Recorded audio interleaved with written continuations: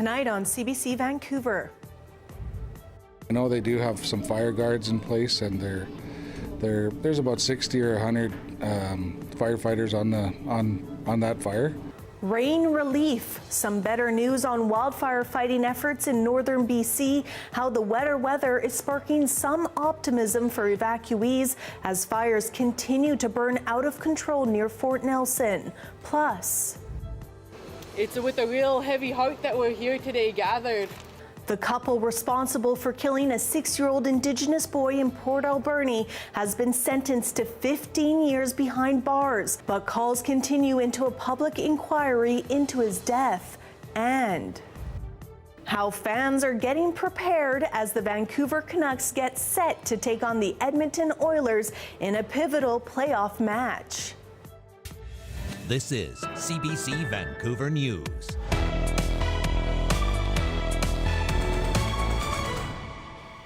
Hello, I'm Janella Hamilton. Thanks for joining us. Rainy conditions in northern BC is helping the fight against 3 fires in the area. Good news for evacuees, but challenges for crews remain intense. As Michelle Gassoub reports, there is still no word on when evacuees may be able to return home. Rain is falling in evacuated Fort Nelson. Welcome news to the thousands of evacuees sheltering here in Fort St. John. Fire officials say those conditions have helped them corral the Parker Lake fire and slowed growth of a second fire burning north of Fort Nelson. Highway cameras near the community show snow on the ground, and that gives you a sense of just how much the temperature has dipped. But the smoky conditions up north are also making it more challenging for aircraft operating there. Meanwhile, here in Fort St. John, evacuees are dealing with intense smoky conditions and this very welcome rain. This rain has helped slow yet another fire that forced the evacuation of the Doig River First Nation about 40 kilometers from here. The First Nation held a closed-door meeting today with emergency officials and say it's too early to say when people can head home. There's quite a few hot spots that's actively still burning there, and I know they do have some fire guards in place, and there's about 60 or 100 firefighters on that fire, so it's still burning. Meanwhile, Fort St. John is still straining with 3,000 evacuees staying in town. A local Denny's ran out of burgers as people flocked to get a warm meal. Many businesses are offering free coffee, yoga classes, barbecues, and entertainment for evacuated children. The local theater here is showing the Canucks versus Oilers game tonight, trying to provide some distraction and some relief for evacuees who have been evacuated from their community for nearly a week. The mayor said when evacuees can return, it will be a slow, controlled, and phased approach. There's no word on when that process could begin. Michelle Gassoub, CBC News, Fort St. John. Meanwhile, wildfire emissions this month are already breaking records in BC. A monitoring service from the EU detected emissions in May have nearly tripled compared to the same time last year. As Ali Patargay reports, experts say the consequences could be long-term. This satellite recording shows the level of emissions that are coming out of Canada this month. The swells in northeastern BC are emissions from wildfires, just at the beginning of the wildfire season. For Canada as a whole, and we see that that's not yet at the levels that we saw last year, but it's starting to become one of the higher years of this 22-year satellite-based data set that we provide. Copernicus scientists saw the signal increase, and what they measured was staggering. Already, halfway into this month, they estimate over 12 megatons of emissions from BC wildfires, tripling the record set just last year at 4 megatons. Parrington says it's a matter of holding out hope for better weather. With that dryness, then if those kind of drought conditions continue, or there isn't much rainfall between now and going into the summer, then the potential is there that we could see more fire emissions or the continuation at large scale and large long-term persistence. Overall in Canada, total emissions stand at 15 megatons for the month of May, and BC has so far made up a large majority. Parrington says this could have devastating effects on the atmosphere on a global scale, particularly in the way air travels, factoring in how polluted air from BC could converge with air further south of the equator. You can almost see this convergence zone of smoke from Canada with smoke from Central America and Mexico, sort of meeting somewhere in the middle of the US, and then eventually it would go out to the Atlantic. He says droughts and dry grounds lead to combustion, creating smoke. I think the dryness typically increases in some of the forests there anyway, and as well as with the snow receding and the ignitions from different sources. Researchers here in BC are feeling the urgency and are calling for enhanced proactive forest and wildfire management. We've been very focused on economic gain from our forests over many decades, and we've benefited from that. But we now know that there were some unintended consequences from some of our forest management practices. Parrington is calling for more monitoring of emissions, which he says would enable a better understanding of long-term impacts. Ali Patarga, CBC News, Vancouver. As wildfire smoke once again clogs the air here in BC, it's a reminder of the devastating price one family paid during last year's record-breaking wildfire season. As Georgie Smythe found out, they're determined to protect people from a threat that's more insidious and far-reaching than the flames themselves. These are the treasures of 9-year-old Carter Vai, a boy who loved soccer, music and family, but whose lungs couldn't bear the toxic wildfire smoke that settled over his town last year. We've been dealing with his asthma for so long that I feel like he knew that there was something else in the air that day. The air quality on July 11 was listed as safe, but Carter started having coughing fits by the afternoon. We stood there with him and told him we loved him and we were proud of him and just keep trying, buddy, keep breathing. Carter died that night. His cause of death was a severe asthma attack exacerbated by wildfire smoke. The monitor that had shown air quality as safe wasn't accurate for the town because it was nearly 100 kilometres away. Not anymore. Make this one with your sister. This one's yours. Carter's family campaigned and fundraised to put air quality monitors and low-cost air filters in the hands of people who live here, including Carter's old classmates. Look at that innovation already. The pain of Carter's death lingers here, adding a new layer of dread to the hazards of wildfire smoke. That particulate matter is so small that it can get into your lungs and right through your lung lining and into your bloodstream. Last year's wildfire smoke travelled vast distances, spreading toxic air to Toronto, New York, Washington, D.C. and beyond. Longer fire seasons mean smoky skies will persist longer too. But for people here, the danger is close and immediate. I think that every year it does get worse and worse. It's kind of becoming the new normal for everybody. Smoke over the last couple of summers has certainly been bad. And where can you go in Western Canada to get away from it? With fires already burning in BC's north, people here are nervous about what the season could look like for them. It's hard to feel safe when deadly wildfire smoke can come from anywhere. Georgie Smythe, CBC News, 100 Mile House. The town of Whistler has made the move to ban campfires ahead of the long weekend. Thomas Doherty is Whistler's fire chief. He spoke with Michelle Elliott on BC Today about why they put the ban in place. Obviously, we're a lot drier this year. Soapback levels are much lower than they have been in the past, though we've seen a little bit of recovery recently. But those conditions, coupled with, we've had a number of illegal campfires over the past few weekends here as well. They're concerning. And then, of course, a local fire just north of us here that took off quite rapidly and spread to over 100 hectares. So when we look at all those incidents in itself and the conditions, we thought it was appropriate to not take any chances. The campfire ban will remain in place until further notice. The aim to reduce the risk of human-caused fires.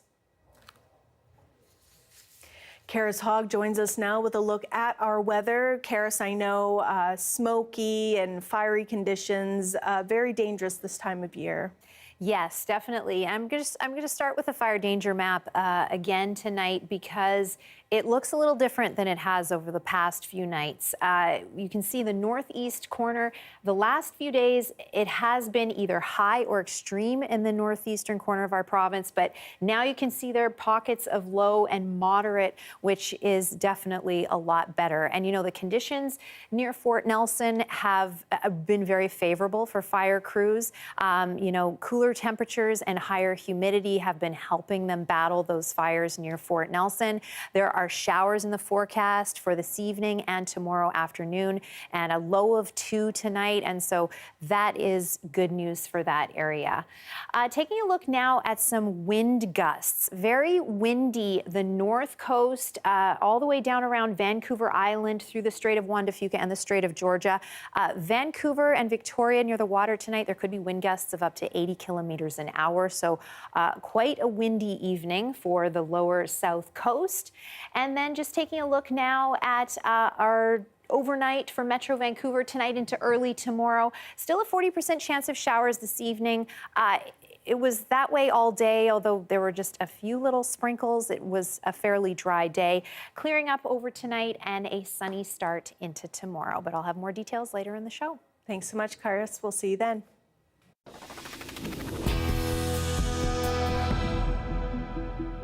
Homicide investigators are in Surrey after police say they found 2 men dead in a home in Newton. The RCMP says it was called to check on people living in a home near 151st Street and 61st Avenue just before 9:30 last night. They say they found the home insecure and the men dead inside.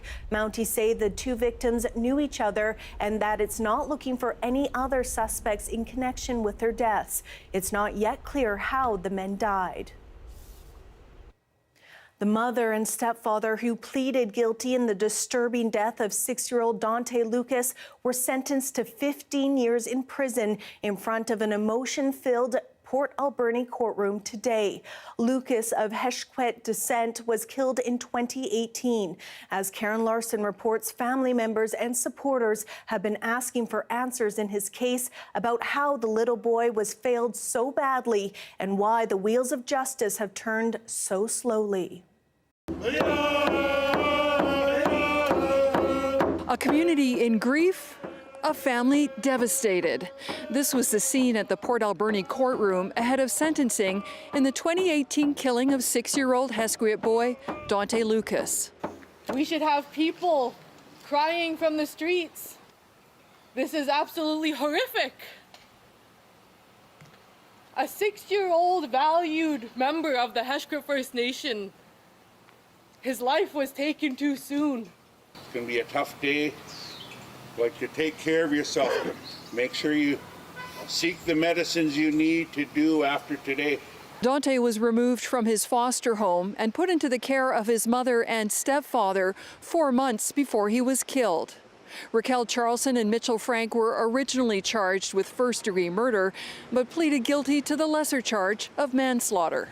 An agreed statement of fact between Crown and Defense describes the unspeakable abuse the little boy suffered in the care of the couple, who the court heard were themselves struggling with caring for 3 other children and with the lasting effects of residential school intergenerational trauma and substance abuse. In court, both apologize. Charlson in a letter that was read out by her lawyer, Frank speaking to the packed courtroom, saying if he could undo what he did, he would. Dante's family was relieved at the 15-year sentences. A lot of weight has been lifted off my shoulders. Justice has been served now. We got closure. We can finally let my little guy rest. This day may have brought a measure of closure, but questions remain about how the system meant to protect Dante failed so badly. Dante's death and the tortures that he went through were no secret.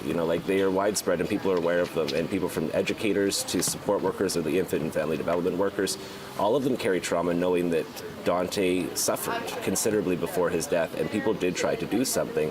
Where did the failures happen and how did they happen is the big question that we have right now for the province and for the ministry. In January, Premier David Eby promised answers in Dante's case. Those remembering the sweet little boy today remain hopeful they will come. Karen Larson, CBC News, Port Alberni. Conservative leader Pierre Poilievre has called for a summer break from federal taxes on fuel. He says his proposal would bring much-needed relief for families struggling with the cost of living crisis. It will reduce gas prices by 35 cents a liter, allowing families to get on the road and go off to their favorite campsite, maybe a cottage or a cabin, do some fishing, some hunting, or just get away for a weekend. Poilievre has made the federal carbon tax a key point of attack against the Liberals since he took the helm of the Conservative Party. The latest session in Victoria's legislature comes to a close today. It's been a 4-month grind of government business and opposition pushback. And as Chad Pawson reports, now the parties have begun maneuvering for October's provincial election. BC Premier David Eby is proud of his government's work, a session marked by 25 pieces of legislation. Our team is focused on what matters most for people right now. We're putting people ahead of speculators to lower rents. We're building more homes that people can afford. We're fighting inflation wherever we can by supporting people with the costs of daily life. As the session ends, the attention is now turning to October's election. The latest polls show Eby in front as BC's most popular leader. The surprise, though, is BC Conservative John Rustad. His two-person party is outpacing official opposition party leader Kevin Falcon and closing in on the NDP. That has BC United and the Conservatives in talks over vote splitting and answering questions about a possible merger. I'm not going to take anything on or off the table. I'm just going to say, and I want the public to know, that the interests of the public are more important than the interests of Kevin Falcon or frankly of John Rustad. I think we both owe it to be the kind of leaders that say, let's put the interests of the broader public first and then figure out whether we can find common ground. The development has led to rumors, such as Port Coquitlam Mayor Brad West leading a new centre-right party. It's something he denies, saying over social media, if that ever changes, you'll hear from me. John Rustad confirms talks are happening, but plans to run a full slate of candidates this October. There's been conversations, in the background for many, many months. And some of them, are by various people, some of them with business communities, some of them, are completely unconnected with either party. But the reality is, as the Conservative Party of British Columbia, we're building a solid team across this province. We're going to be having 93 candidates, and we're going to be challenged for government in October. The confusion, though, has led to an opportunity for David Eby, and he jumped right in Thursday as the session wrapped up, holding a campaign-style rally with his MLAs and staff, confident his polling numbers will remain high. Chad Pawson, CBC News, Victoria. People across the country are marking Moose Hide Campaign Day. It's a grassroots movement to inspire young men and boys to raise awareness about violence against women and children. According to the World Health Organization, 1 in 3 women will face physical or sexual violence in their lifetime. The campaign aims to bring awareness to that statistic and make a change. It's now recognized across Canada by people pinning a piece of moose hide to their clothing in solidarity. Even if the kid doesn't necessarily get it, the full scope of what the moose hide represents, still being able to say, like, I went to this thing and hurt these people, and there's something that's going to follow them with that little piece of moose hide, whether it becomes a conversation later. Events are being held in the East Kootenay region, including Cranbrook, where for the first time, hundreds of young people are expected to attend.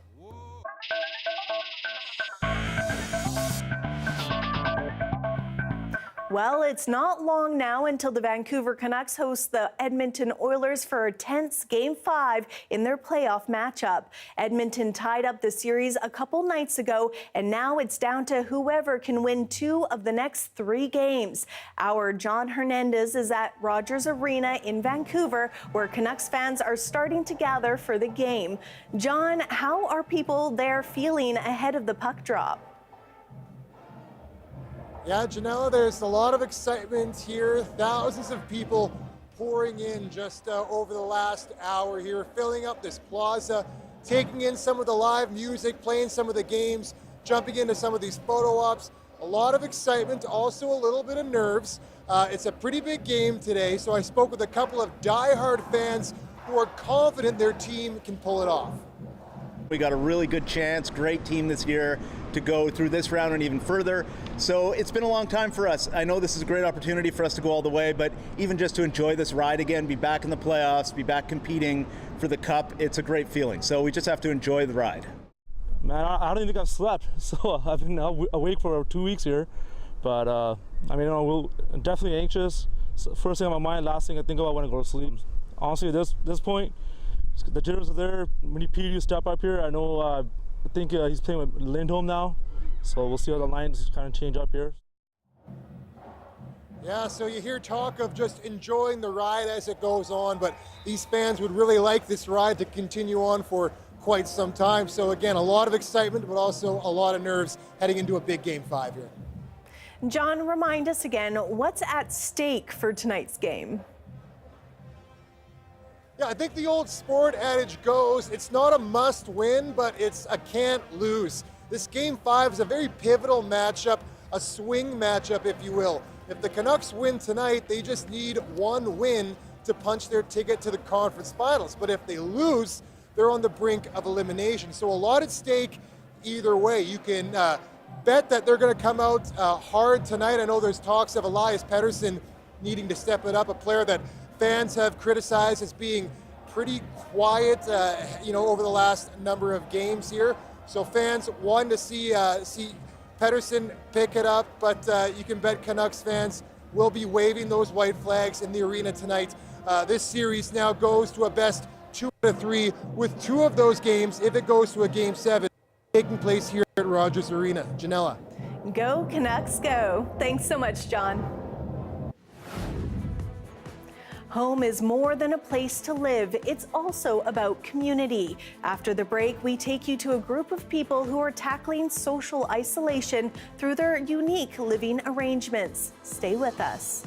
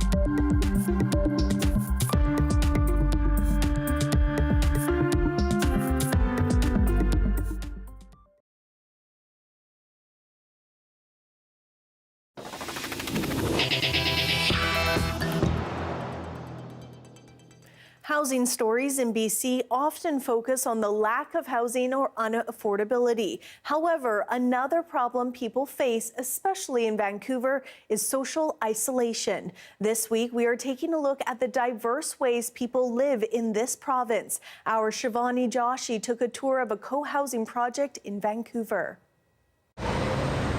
On the bustling corner of Ontario and Main Street is Our Urban Village. This is nice, eh? An aptly named 3-story co-housing project with 12 units, designed with the sole purpose to foster community. I am not going to turn on the oven. This building was designed under a co-housing light model, meaning a group of people who decided they wanted to live together joined up with a developer who acquired the land to put their future home together. Carol is the one who's responsible primarily for the plants up here. Okay. Ultimately, they had a say in the type of building they lived in, focusing mainly on creating ample spaces for residents to interact with their neighbors. I really liked the idea of knowing my neighbors well, better than you often do when you move into an apartment building. And co-housing is meant for that, so you get to know the people who are going to move in before you move in. And we, it's an intentional community.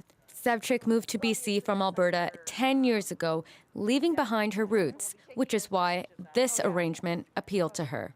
It is hard to get to know people, I think, as an adult, and once you pass certain milestones in your life.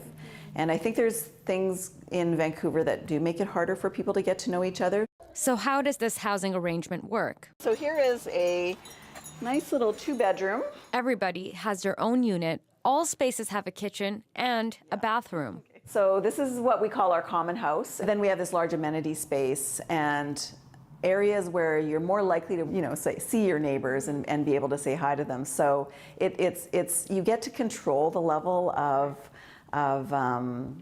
how much you see people and talk to people. I like talking to people. I'm pretty extroverted. I've got a single potato. Now, while most typically don't come into this housing arrangement because it is cheaper, this particular building has 3 suites that are below market value. Without it, we wouldn't be able to afford it. This unit in particular, and of the project and so on, is 35% below market. So that's a huge difference. Martinez and her husband are from Mexico, both with a background in architecture and sustainability. This is my son's bedroom. They moved into the building with their 5-year-old son in July 2023.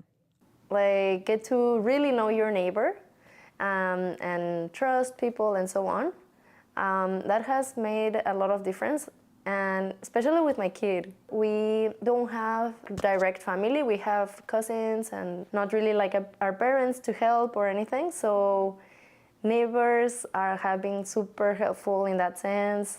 Residents of this building come together regularly to celebrate birthdays, have dinners together, babysit each other's children, and they even share vehicles. I feel like I'm growing here and learning from other people. We have a fairly diverse international community. We get to sort of learn more about ourselves and about other people. So I think it's a very safe space to do that. They say they are challenging the very notion of what a home can be. Shivani Joshi, CBC News, Vancouver. He was accused of swindling more than $40 million and is facing fraud and money laundering charges. After the break, more on the case of the 25-year-old known as the Crypto King.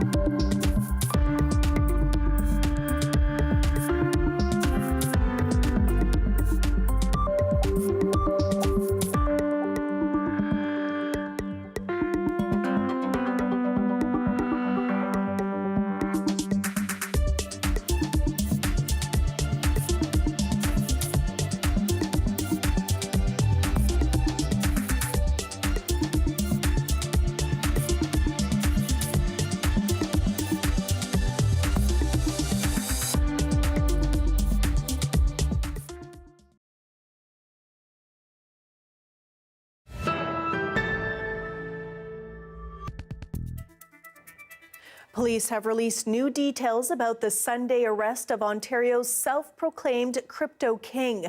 25-year-old Aiden Platurski is accused of swindling more than $40 million from investors. He is facing fraud and money laundering charges. The CBC's Angela King has the latest. Internet money gang, internet money. Self-proclaimed crypto king Aiden Platurski arrested and charged along with his associate Colin Murphy after an 18-month investigation that Durham police are calling the largest fraud investigation in the region's history. A lot of lives have been devastated by this. It's very emotional for individuals. Police say there are numerous alleged victims and millions of dollars missing. Investigators obtaining 40 court orders and thousands of financial documents as part of their probe, which also included 5 police services, the Ontario Securities Commission, or OSC, Canadian border agents, banks, even the U.S. Department of Homeland Security. The size of the alleged fraud was massive and spanned across multiple jurisdictions. The investigative team included forensic accountants from the OSC. This specialized skill set was vital in the investigation because it enabled us to analyze huge volumes of financial information, quantify the alleged fraud, and follow the money. Exactly how much money, police won't say. Same with the number of victims, citing a routine court-imposed publication ban. But according to Platurski's bankruptcy proceeding, he only invested about 2% of the more than $40 million given to him by about 160 people. It found he spent about $16 million on himself, renting private jets, leasing a mansion, and buying luxury cars. So far, the bankruptcy proceeding has recovered about $3 million. It's alleged that Platurski solicited funds from investors, promising massive profits and also guaranteeing no loss of the original money put out by investors. These investors became concerned when they were unable to access money held by Platurski. Police say he may have been trying to solicit new investors as recently as 3 months ago. Neither he nor his co-accused Colin Murphy were registered with the OSC, which means they weren't allowed to trade or give investment advice. Both have been released. Platurski's parents posted his $100,000 bail. While his bail conditions don't allow him to post on social media about financial matters, these roads of flames. He has been uploading videos like this since his release, and today posting this message after the police news conference. Along the way, there's been a lot of twists and turns. I'm sorry. I really am. During Platurski's bankruptcy proceeding, this video was sent to CBC Toronto, recorded during an alleged kidnapping of Platurski. This summer, an investor and 3 other men were charged with allegedly kidnapping him. Then, the mansion he used to live in was at the center of a lawsuit involving a Canadian NBA star who said there'd been threatening visits to the property by those looking for Platurski. Can you come to Melbourne for one night? I'll fly you out. Plus, Platurski, in the middle of a bankruptcy proceeding, had been jet-setting around the world, saying he was making money by streaming videos of himself online. That's a long time coming. It's a positive result for many of the victims. They've been hoping for this. The conditions that are likely placed on his bail release should put a dent onto his lifestyle of flaunting this money all over the world. Platurski is scheduled to be back in court in June, and investigators believe there are more victims out there and are asking them to come forward. Angelina King, CBC News, Whitby. Slovakian officials have released new details on yesterday's attempted assassination of the country's prime minister. They say the suspected gunman acted alone and had previously taken part in anti-government protests. Julia Chapman has more. Slovakian officials are still describing the Prime Minister's condition as critical. They say he's not out of the woods just yet and he has a long road to recovery. But we do understand that he has gained consciousness. The President-elect, Peter Pellegrini, was able to meet with him earlier today and exchange some words. He said although the Prime Minister was tired after that interaction, he was able to talk for some time. So certainly an improvement in his condition after he had a a 5-hour surgery following that shooting. We also know now that he was shot 4 times. There were 4 bullet wounds that were being operated on yesterday. Now, he's not making any political decisions at this time. He is deputizing the decision-making, but officials hope he'll be able to resume his duties in the days to come. We've also had some updates about the suspect who has indeed been charged with attempted murder. Police are very tight-lipped about the details who this man is. They're not providing any information about him other than to say that he was acting alone, that he was radicalized after last month's presidential elections, and that some of the motivations that he has given for this attack were the policies of the government and the backdrop of the media. And throughout the day, we've been hearing from a range of politicians from different political parties who have been outlining what they describe as a really politically tense moment in the country. Some of them have blamed the media for hyping up tensions, but all of them have called for calm, tolerance, and acceptance in Slovakia. And they say that they are going to hold a cross-party meeting of all the different political groups in the country to try to come to some sort of declaration to tone down the political rhetoric and turn down the temperature in the country. Julia Chapman, CBC News, London. Taking flight, a group of Surrey students lovingly released butterflies into the wild today. We take you to the big reveal next.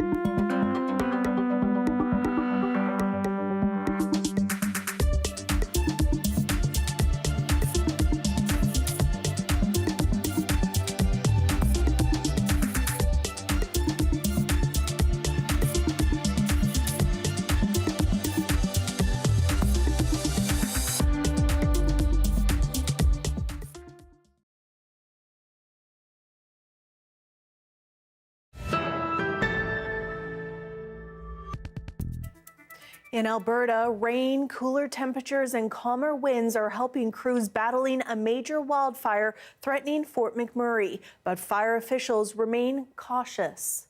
Do not get complacent because of the rain. It will take time and hard work to put out a wildfire of this size. There is still an abundance of dry forest fuels in the area, and this wildfire is still active. 4 neighborhoods on the southwest edge of Fort McMurray remain evacuated. The order for 6,600 people to leave came Tuesday as the fire nearly doubled in size at burning nearly 20,000 hectares. The fire continues to burn out of control along the south side of the Athabascus River Valley, less than 6 kilometers from the outskirts of the oil sands hub. A group of elementary school children gathered in a Surrey park today for an important lesson in the transformation of life by releasing butterflies back into nature. Our Saurabh Sandhu caught up with the excited students to learn more about the experience. Shrieks of excitement and wide grins on their faces. Students of A.G. McLellan Elementary are over the moon. Hundreds of excited students gathered at the Surrey Centre Cemetery to release these colorful butterflies back into the nature. Tiny hands carefully bring the butterflies out of the basket, excited to hold the delicate insects one last time before releasing them into Mother Nature, each student finding meaning in the moment. Release butterflies and let everyone know that the butterflies will bring happy thoughts to heaven. Well, I liked when we were picking them up and setting them free so they can live a short life but still have a happy life. Some see the whole experience as a chance to learn a lesson in being more responsible. We were taking care of them for like 2 weeks, I think now. And how did you take care of them? We had to give them like oranges, we had to put a flower in there. The adults stand smitten by the children's exuberance, hoping the magic also rubs off on them. It's just a completely different experience to bring the kids together at this elementary school and hear the laughter and see the joy in their eyes. The event has been put on by Surrey Parks in partnership with the Surrey School Board. You see the joy and the noise from these kids, they're having fun. And they've learned something along the way. It's transformation of who we are from childhood to our adolescent years, to our teen years, to our adult years, to our elder years. These are all transformative experiences in life. And no better way to explain that than the life of a caterpillar, metamorphosizing into a butterfly. Saurabh Sandhu, CBC News, Surrey.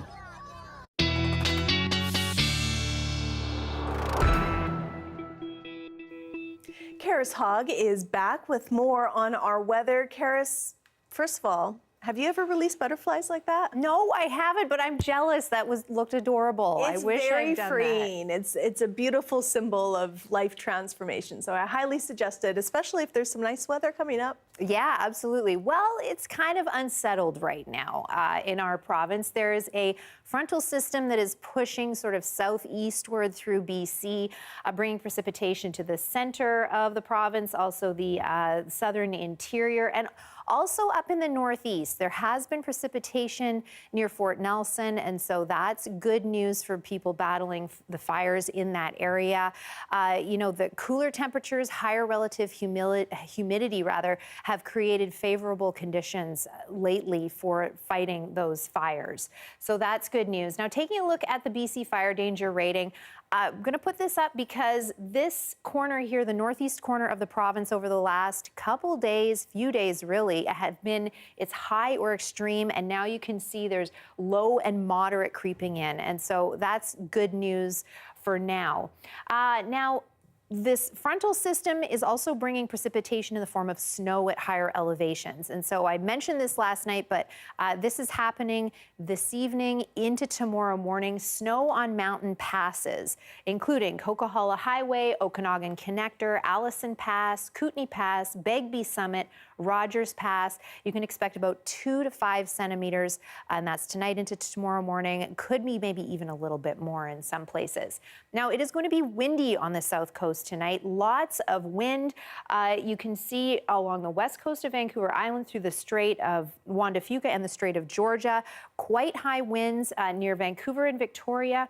Gusts of up to 80 kilometers an hour. So quite a windy evening, and actually, Squamish, Sechelt, they'll also have some fairly windy conditions tonight. But now we're just going to take a look at the 5-day Metro Vancouver forecast, and it's going to be dry tomorrow. It looks like high of 17, but then rain starting in the evening on Friday. 70% chance of showers for Saturday. We'll see if that actually materializes. Dry for the rest of the long weekend, and then back to 60% chance of showers on Tuesday. A little bit of a mixed bag. Thanks so much, Karis. You're welcome.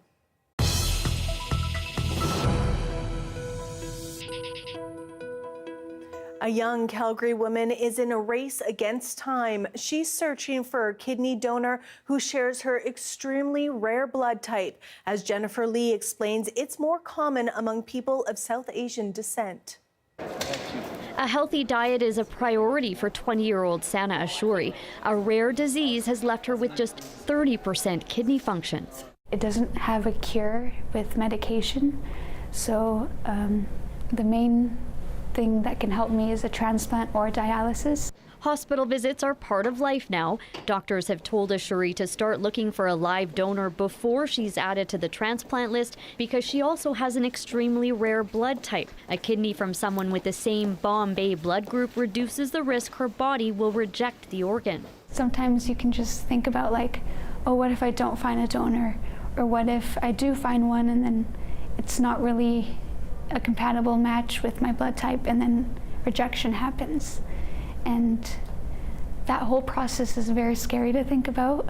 The best option for finding a compatible match is looking within her own ethnic population first. So South Asian, Afghani folks, other people from that region. Sana's story highlights the importance of diversity in Canada's donor pool. Sidhu says about 1 in a million people of European descent have the Bombay blood type, compared to about 1 in 10,000 people from India.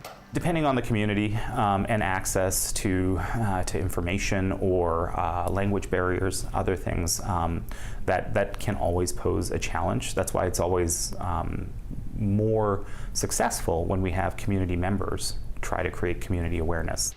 No one in Sana's family, originally from Afghanistan, is a match.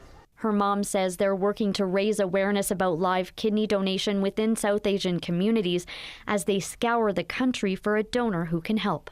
As a mother, I'm asking human, as a human. So come forward, we start with the testing so it can change my daughter's life. It would be a really good blessing because, like I said, kidneys are a vital organ. Without them, I cannot live. And so having a donor would mean that it's basically saving a life. Jennifer Lee, CBC News, Calgary. There's new hope tonight for Canadians in desperate need of a heart transplant. Some hospitals could soon gain access to training and equipment that would make the life-saving surgery more accessible. As the CBC's Anand Ram tells us, the process begins by reanimating a heart after a patient dies. This machine is keeping a once-dead heart alive. This very technology used in a Canadian first. A heart donated after it stopped beating and then reanimated for the purpose of transplanting. But that heart won't go to a Canadian patient. In the United States, most programs have seen at least a 20 to 30% increase in the number of transplants they're doing by incorporating these DCD heart transplants. DCD, or donated after circulatory death, are hearts that have stopped beating that are then saved. But right now, that's not possible in Canada. Doctors can only transplant hearts that were still beating from a brain-dead donor. Surgeons have been trying for years, pushing to get the equipment and the specialized training needed to reanimate, which ultimately would save more lives. We did 43 transplants last year. So we would anticipate that incorporating the DCD procurement technique would expand our transplant program well over 50 and approaching 60 hearts a year. Just a special man with an infectious smile Everybody liked him. Lorraine and Dirk Sharon lost their adult son, Robbie, earlier this month. A bowler who won Special Olympics medals, Robbie's strong heart didn't qualify for transplant in Canada. I have a hard time talking about this because it was just so emotional. But the family pushed, and with a team of doctors, including from the U.S., working around the clock, became the first in this country to have a heart reanimated for transplant and sent to the States, giving Canadians a preview of a process that could soon take place in this country. We were able to turn a horribly tragic situation into something amazing that's going to be like a legacy that will live on. Someone down in the States now has a new heart and is living because of my this. son. Still to come, we take you to the Badminton Nationals, where a 13-year-old from Regina is fighting his way to #1. Stay tuned.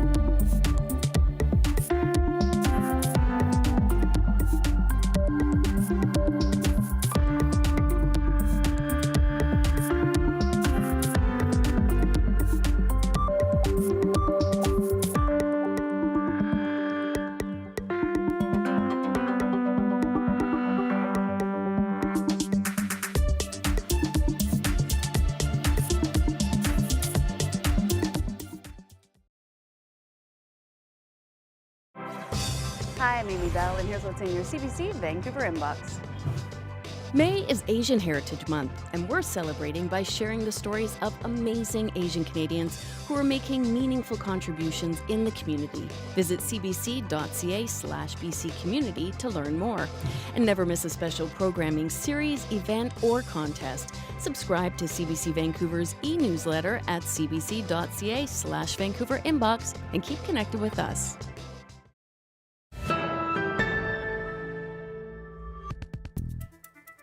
A Regina teenager is hoping to make it big in badminton. He credits his father, who is also his coach, as his inspiration. But a tragic accident changed everything. As Janella Whitfield reports, it's also pushed the teen to pursue his dream even harder. Gautam Sumesh is ready to fight his way to #1. The 13-year-old from Regina is heading to Badminton Nationals this week. It's a sport he grew to love thanks to his father. My dad was really addicted to badminton, and he really liked it. When I play with him, he's like really tough, and I started beating him when I was like 12, 11. It was pretty hard. His dad, Sumesh Pulvatil, was a badminton player himself, and his wife says he had big ambitions for their son. It was like, when we moved to Canada, we just have only one thing in mind. It's Gautam's badminton. Even though, even from India itself, when he is, if he is not playing good in badminton, we might be fighting each other. Like, we both are into badminton that much. Family moved to Saskatchewan in 2022. But last October, tragedy struck when Sumesh was killed in a crash near Estevan. Ramdas says despite their loss, quitting badminton was never an option. Earlier this year, Gautam competed in provincials and won. And after I won the provincials, everybody was like, hey, good job. And before that, nobody talked to me in provincials, like in the tournament. And after that, everybody started like talking to me and becoming friends with me. Ramdas says even though her son won, it was bittersweet without his dad there to cheer him on. I think on last provincials, what I saw is like, he's missing him so much. Ramdas will be by his side when they head to nationals. More than winning or losing, she wants him to be a good sportsman and a good man. She says that's what her husband would have wanted too. I'm slowly attaining what we are dreaming of. That is what I'm thinking. Even from the provincials to the nationals, what I'm feeling is like I'm slowly catching up all the dreams which we nurtured before. As for Gautam, he's setting his sights on a #1 spot at nationals. And like his dad wanted, a future in badminton. Janella Whitfield, CBC News, Regina. Thanks for being with us tonight on CBC Vancouver News at 6. You can watch this newscast on CBC Gem, our free app, as well as on YouTube and our website, cbc.ca/BC. Jessica Chung will have your next local news at 11 right after the National. We leave you now with some images of the city all decked out in Canucks gear in support of our boys in blue. Have a great night.